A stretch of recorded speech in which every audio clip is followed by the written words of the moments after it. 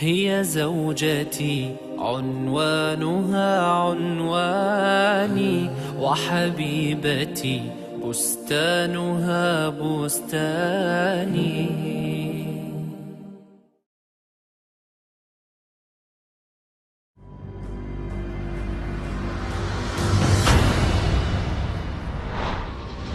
45% to 50% of marriages in the United States end with divorce, while the percent of divorce in Europe is about 35%. What are the reasons for divorce? Maybe the difference in opinions, the lack of psychological and emotional harmony, the harsh treatment from one side to the other. Many men lack the art of dealing with their ladies.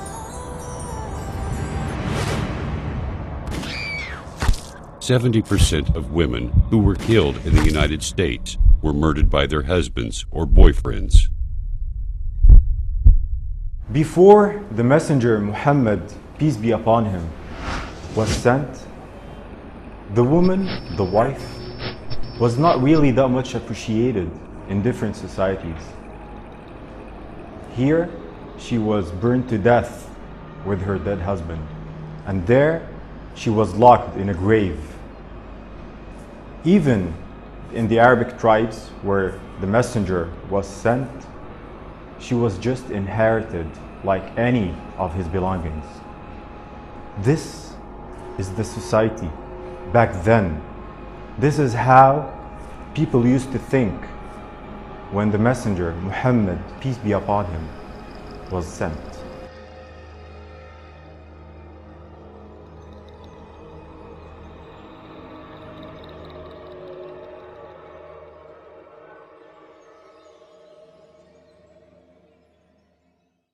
Nowadays, the man who opens the door for his lady is considered as a gentle, delicate, and civilized man. He's so much appreciated by the society and by everyone around him. Back then, 15 centuries ago, this was shameful. It was shameful to respect your wife. It shows that you're not a man. Back then, Prophet Muhammad, peace be upon him, used to lean down on the ground and put his knees for his wife to step on and get on the horse. Imagine, he's decades, centuries, what I say millenniums ahead in human civilization and respect to women and ladies' rights. 20% of pregnant women in the world are subject to violence from their husbands or relatives. 70% of them cannot run away because of their children or lack of income. This madness needs one thing. It needs the teachings of Muhammad. Sayyidah Aisha, the Prophet's wife, narrated that one time some of his companions played with the sticks in the masjid. And she wanted to watch, so he put his hands for her to lean her head on and watch. She said, I attended to keep watching for longer and longer, just to see when will he get bored, when will he get tired and remove his hand. And she said, actually, I lost the interest in watching and he was still there for me.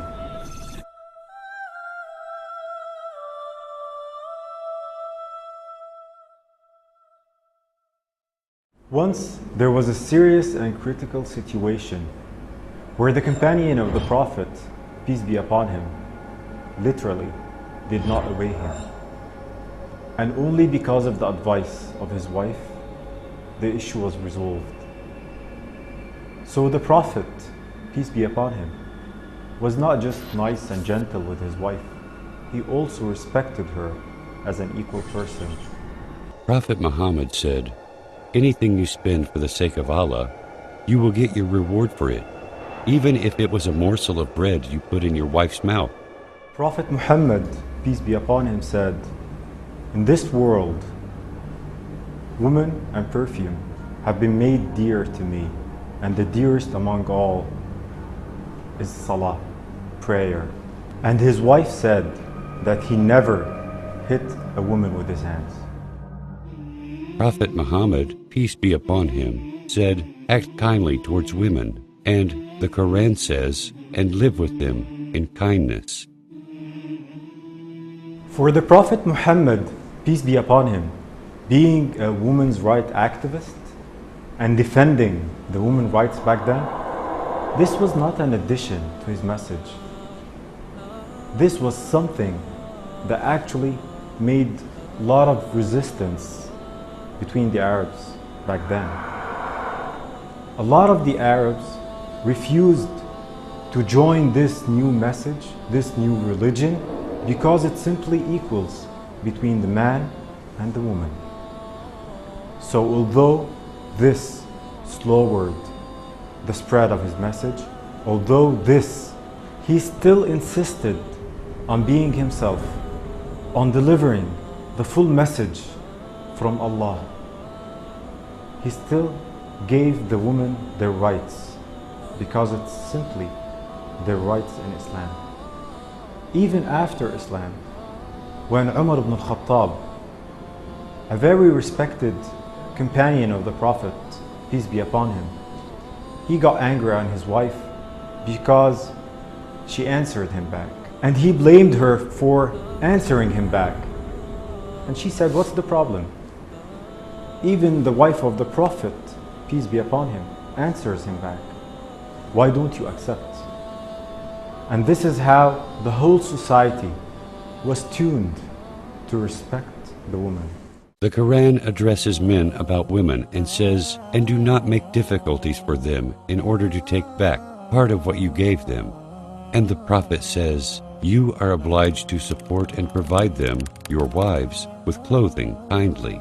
The Prophet also says, "Of the dinar you spend in Allah's path, or to set a slave free, or as charity to the needy, or to support your family, the one yielding the greatest reward is that which you spent on your family." The Prophet Muhammad, peace be upon him, told his companion, teaching them that the best among the believers is indeed the one with the best manners and the one who is most kind and gentle to his wife. If you saw the Prophet in his home and then compared this to our homes in the 21st century in terms of treatment, interaction, you'll find a big difference. The Prophet, peace be upon him, used to fix his sandals. He used to sew his cloth and used to help his wife in the normal and daily home activities. Who does this nowadays? Prophet Muhammad said, "Fear Allah in respect of women. You took them with the permission from Allah." He also said to his companions, "Indeed, women are the counterparts of men. Only a noble person would be kind to them, and only a mean person would insult them." Let's imagine a man, a leader with his army, and then he would ask this army to go ahead and would take his wife and ask her to race, and actually she will win.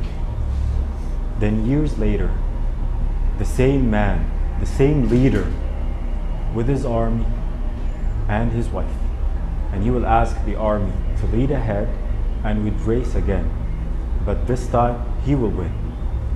And then he will tease her, laughing and saying, "Now we're even." This is the Prophet, peace be upon him, with his wife. And back home, in privacy, he would praise his wife. He would pamper her.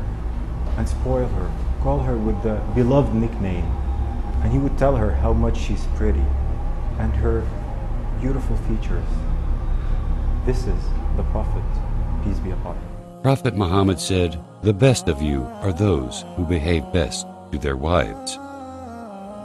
One of the best orders given by Prophet Muhammad, peace be upon him, was to one of his companions. And this is not to enter the house at night, coming back from a long trip without letting your wife know. This is just to give her a chance to take care of herself, comb her hair, and to see her in a way she wants to be seen in. And during the day, Prophet Muhammad, peace be upon him, would never enter the house before knocking the door and letting his wife know that he's entering. And the first thing he would do was to use the siwak, which is basically to brush his teeth. He wants always to be smelled properly and nice for his wife. When the Prophet was asked, "Whom do you love the most?" he said, "Aisha." The one who asked him said, "I am asking you about men." The Prophet said, "Her father." This is how Prophet Muhammad saw his wife. He saw her as the most beloved person to him, and her family was the most beloved family to him. While other beliefs believe that the woman during her monthly period is defiled and impure, and that she also impures anything that she touches, and they used to build a tent outside of the main tent for her to live in during those few days.